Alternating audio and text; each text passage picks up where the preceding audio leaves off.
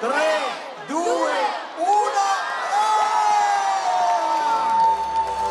Buon anno! Buon anno a tutti, buon anno!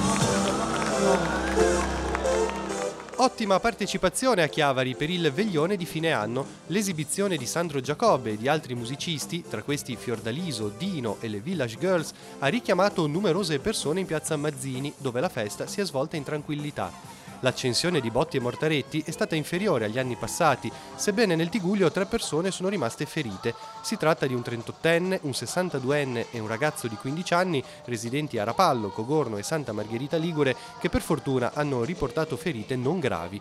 La musica dunque ha fatto da sfondo all'arrivo del 2019. Sempre a Chiavari, in piazza San Giacomo di Rupinaro, è andata in scena la 28ª edizione della Zabaionata, promossa dal gruppo degli Ommi de Ruinà. Un anno favorevolissimo, con un'affluenza del pubblico superiore a tutte le altre annate e siamo veramente contenti di come si sta evolvendo. Vedo che la squadra è tutta in attività. Siamo in piena attività da mezzanotte e un quarto. Tutti gli anni anticipiamo di qualche minuto perché la gente ha piacere di festeggiare prima.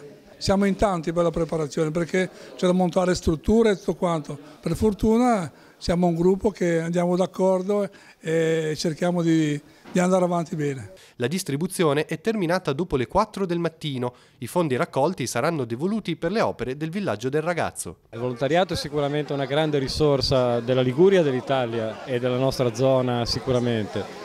Questo lo testimonia anche un senso di comunità, di appartenenza che è molto forte, è radicato. Dobbiamo ripartire proprio da questi sentimenti, da questa coesione sociale per cercare di superare le difficoltà insieme.